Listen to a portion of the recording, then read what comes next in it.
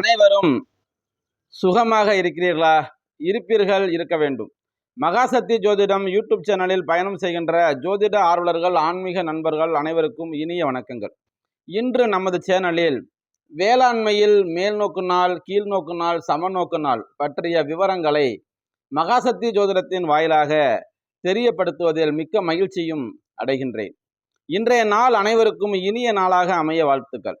என்னுடைய தாய் தந்தரை வணங்கி எனக்கு இந்த ஜோதிட கலையை அருளிய அனைத்து குருநாதர்களின் ஆசீர்வாதங்களோடு நாம் எல்லோருமே அன்றாட காலையில் எழுந்தவுடன் டிவி போட்டு இன்றைய நாள் என்ன, நட்சத்திரம் என்ன, ஓரை எப்படி இருக்கு, நம்மளுடைய ராசி பலன்கள் எப்படி இருக்கு, இன்று யாருக்கு சந்திராஷ்டமம் என்பது போன்ற செய்திகளை மிக்க ஆவலாக பார்த்து கொண்டிருப்பதை நாம் அன்றாடம் கவனித்து கொண்டிருக்கின்றோம். அதுபோல தமிழகத்தின் இல்லாமல் உலக நாடுகளிலே வேளாண்மை முதுகெலும்பாக செயல்பட்டு வருகிறது.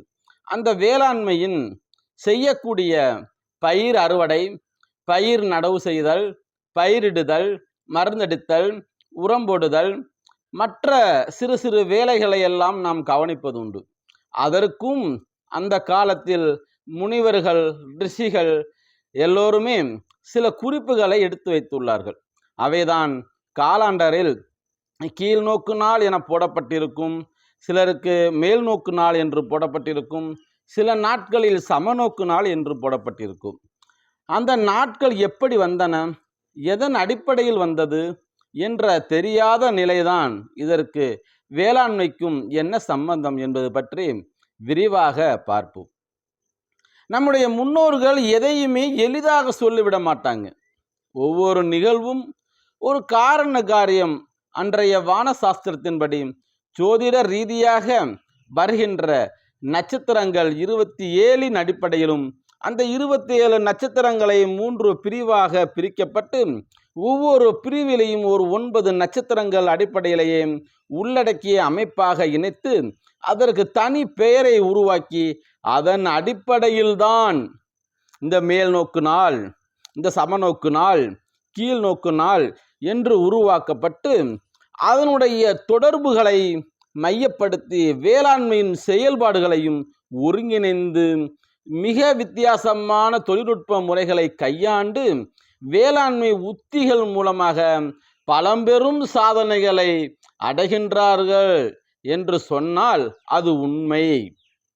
அந்த வகையிலேயே இன்று நம்ம பார்க்கக்கூடியது இந்த கீழ்நோக்கு நாள் அப்படின்னு என்னங்க? கீழ்நோக்கு நட்சத்திரம் அல்லது கீழ்நோக்கு நாட்கள் என்றால் சந்திரனுக்கும் பூமிக்கும் இடையில் உள்ள தூரம் 13.6 நாட்கள் சுமாராக தொடர்ந்து குறைந்து கொண்டே வருகிறது. அந்த நாட்களைத்தான் கீழ்நோக்கு நாட்கள் எனப்படுகின்றது. இந்த நாட்களில் தாவரங்கள் மண்ணுக்குள் உள்ள பகுதிகளின் வளர்ச்சிகளை அதிகப்படுத்துகிறது, மண்ணிலுடைய நுண்ணுயிர் பெருக்கங்களை அதிகப்படுத்துகிறது. அப்போ என்னென்ன மாதிரியான இந்த கீழ்நோக்கு நாளில் என்னென்ன மாதிரியான விஷயங்களை செய்தால் அவங்க ரொம்ப சிறப்பாக இருப்பாங்க? பூமிக்கு அடியில் செய்யப்படுகின்ற பயிர்கள், அதாவது கிழங்கு வகை பயிர்கள் எதுனாலும் பண்ணலாம். மரவள்ளி கிழங்கு, கரும்பு கரணைகள், கிளைசிரிடியா போன்ற குச்சிகளை நடவு செய்தல், அதுபோல பதியம் போடுதல் அப்படின்னு சொல்கிறாங்க. அந்த கண்டுகளை இரட்டிப்பாக உருவாக்கக்கூடிய அந்த பதியம் போடுதல் முறைகளையும் அந்த கீழ்நோக்கு நாட்டில் செய்வது ரொம்ப சிறப்பாக இருக்கும். அதனால வாய்க்கால் போடுதல், அந்த வாய்க்காலில் உரங்கள், மருந்துகள் கரைத்து விடுதல், கம்போஸ்ட் உர குழிகளை அங்கங்கே செய்வது, உழவு செய்கிற பணிகள், இது எல்லாமே பார்த்தீங்கன்னா அந்த கீழ்நோக்கு நாளில் செய்யணுங்க. அப்போ எதெல்லாம் செய்யக்கூடாது சார் அப்படின்னு ஒரு விஷயங்கள் வரும். அப்போ இந்த கீழ்நோக்கு நாளில் 6 மணி நேரத்திற்கு முன்னும் பின்னுமாக முக்கிய விவசாய வேலைகளை தவிர்த்தல் நல்லது. அப்போ நான் இப்போ சொல்லக்கூடிய இந்த வேலைகள்லாம் தவிர்த்துட்டு இது போக வேறு வேலைகளை இருந்தால் நீங்கள் செஞ்சீங்கன்னா அங்கே சிறப்படைவதற்கான வாய்ப்புகள் உண்டு. அதாவது 13.5 நாட்கள் ஒரு முறை சூரியன் சுற்றுப்பாதையில் குறிப்பிட்ட இடத்தை கடக்கின்றது. சந்திரன் பூமியை சுற்றி வரும் பாதையில் சுமார் 13.5 நாட்கள் ஒரு முறை சூரியனின் சுற்றுப்பாதையில் குறிப்பிட்ட இடத்தில் கடக்கின்றது. இந்த நாட்கள் தவிர்க்கப்பட வேண்டிய நாளாக குறிப்பிடப்படுகிறது. அது பார்த்தீங்கன்னா கிட்டத்தட்ட கிரகணக்காரங்களே கிரகண காரணம் அப்படின்னு நம்ம சொல்லலாம். இவையெல்லாம் நாட்காட்டியில் குறிப்பிடப்பட்டிருக்கும். அப்போ பார்த்தீங்கன்னா அந்த நேரத்தில் நீங்கள் விதை விதைத்தல், உரமிடுதல், நாற்று நடுதல், மருந்தடித்தல், இலைவெளி உரங்கள் அல்லது வாய்க்கால் மூலமாக மருந்துகளோ உரங்களோ பயிர்களுக்கு இடுதல் போன்ற வேலைகள்லாம் நன்மையே பயக்காது. அப்போ இந்த மாதிரி வேலைகள்லாம் செய்யக்கூடாது அந்த கீழ்நோக்கு நாளில் அப்படின்றதான் சொல்கிறோம். இந்த கீழ்நோக்கு நாள் எந்தெந்த நட்சத்திரங்கள்லாம் வரும் சார்? அதோ முக நட்சத்திரங்கள் அப்படின்னு சொல்லி பஞ்சாங்கத்தில் குறிப்பிட்டிருக்காங்க.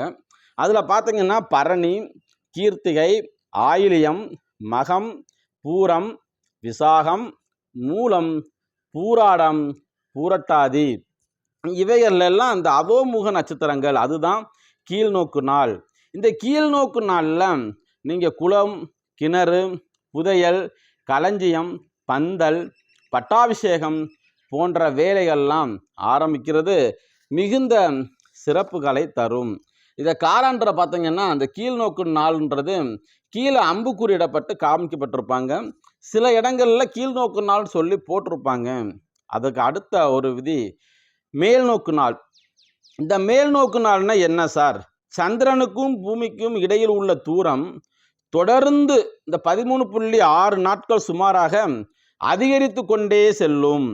இந்த நாட்களில் தாவரங்கள் மண்ணுக்கு மேலே உள்ள பகுதிகள் வளர்ச்சி வேகமாக அதிகரிக்கும், பூச்சி நோய்கள் தாக்காது, விதைகள் நேரடியாக நடவு செய்தல் பணி, இப்போ மக்காச்சோளமாக இருக்கட்டும், வெண்டையாக இருக்கட்டும், பீட்ரூட்டு, பூசணி, அது மாதிரி இந்த நெல் நேரடி விதைப்பு மூலமாக விதைக்கிறது, இந்த மாதிரி பணிகள் எல்லாம் இந்த மேல்நோக்கு நாளை நீங்கள் குறிப்பிட்டு தேர்வு பண்ணி செய்தால் மிகவும் விமோசனமாக இருக்கும்.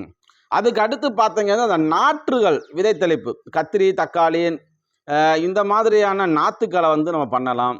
இலைவெளி தெளிப்பு, இலைவெளி ஊட்டம் கொடுக்கறது, மருந்து அடித்தல், இந்த மாதிரியான பணிகள் எல்லாமே இந்த மேல்நோக்கு நாளில் செய்கிறது மிகுந்த சிறப்பை தரும். இதுக்கு அடுத்து பார்த்தீங்க இந்த மேல்நோக்கு நாள் அப்படின்னு நம்ம சொல்லக்கூடிய அந்த நேரத்தில் சில விதமான கருத்துக்களையும் நம்ம இந்த இடத்துல வந்து வைக்க வேண்டியது இருக்குது. இந்த மேல்நோக்கு நாளில் விவசாய வேலைகள் எல்லா வேலைகளையும் செய்யலாமா சார்? எல்லா வேலைகளையுமே நம்ம செய்யலாம். விதை விதைத்தல், மரங்கள் நடுதல், இந்த மாதிரியான வேலைகள்லாம் அந்த மேல்நோக்கு நாளில் கொண்டு போகலாம். அதற்கு அடுத்து பார்த்தீங்கன்னா குதிரை கொட்டகை, பந்தல், பட்டாபிஷேகம், கொடிமரம் நடுதல், இந்த மாதிரி வேலைகளும் செய்யலாம். இதெல்லாம் பார்த்தீங்கன்னா ஊர்த்துவ முக நட்சத்திரம் அப்படின்னு சொல்லுவாங்க இந்த மேல்நோக்கு நாளுக்கு. இது வந்து சொல்கிறேன், எழுதிக்கங்க.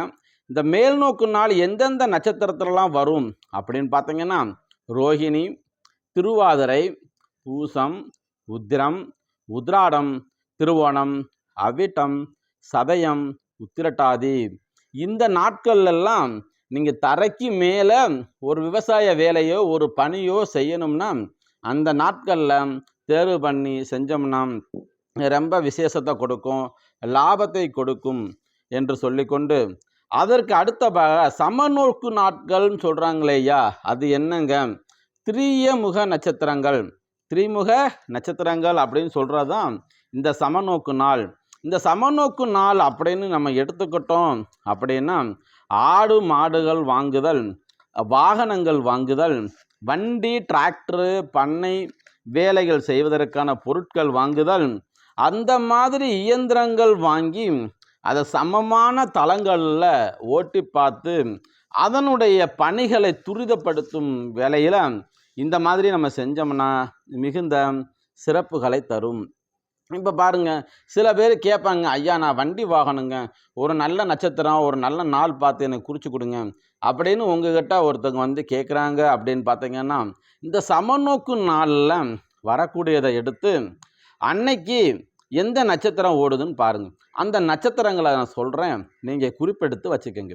அஸ்வினி, மிருகசீரிடம், புனர்பூசம், அஸ்தம், சித்திரை, சுவாதி, அனுசம், கேட்டை, ரேவதி. இந்த மாதிரி நாட்களில் அவங்களுக்கு குறித்து கொடுத்து அவங்க வண்டி வாகனங்கள் வாங்கினா மிகுந்த சிறப்புகளை தரும்.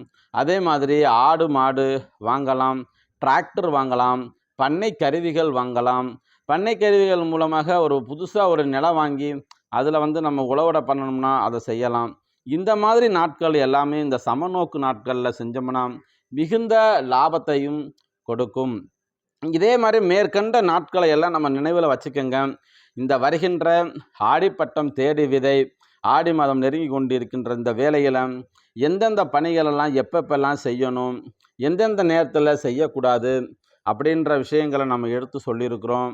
கீழ் நோக்கு நாள் அப்படின்னா கீழே விளையக்கூடிய மண்ணுக்கு கீழே விளையக்கூடிய எந்த பொருட்களாக இருந்தாலும் அந்த கீழ் நோக்கு நாளை தேர்வு பண்ணி செய்வது நல்லது. மேல் நோக்கு நாள் அப்படின்னா மண்ணுக்கு மேலே செய்ய வேண்டிய விவசாய பணிகளை துரிதப்படுத்தி செய்தால் மிக நல்லது. இந்த சமநோக்கு நாள் அப்படின்னு பார்த்தீங்கன்னா நம்ம வண்டி வாகனங்கள், பண்ணை கருவிகள், இயந்திரங்கள் இந்த மாதிரியான பொருட்களை வச்சு இப்போ ஒரு களை எடுக்கிறது, ஒரு மருந்து அடிக்கிறது, ஒரு உழவடை பணி மேற்கொள்கிறது, இல்லைன்னா கவாத்தடிக்கும் பணி மேற்கொள்கிறது, இந்த மாதிரியான பணிகளை செய்யும் பொழுது மிகுந்த சிறப்புகளையும் நல்ல லாபத்தையும் உடல் ரீதியாகவும் மன ரீதியாகவும் ஒரு சந்தோஷத்தை கொடுக்கும் என்று சொல்லிக்கொண்டு, மகாசக்தி ஜோதிடம் யூடியூப் சேனலில் சப்ஸ்கிரைப் செய்யாத ஆன்மீக நண்பர்கள் சப்ஸ்கிரைப் செய்து கொண்டு பக்கத்தில் இருக்க பெல் பட்டனை அழுத்தி தொடர்ந்து ஆதரவு கொடுத்து குருவருளும் திருவருளும் பெற்றிட வேண்டுமாய் கேட்டுக்கொண்டு விடைபெறுகிறேன். நன்றி. வாழ்க வளமுடன்.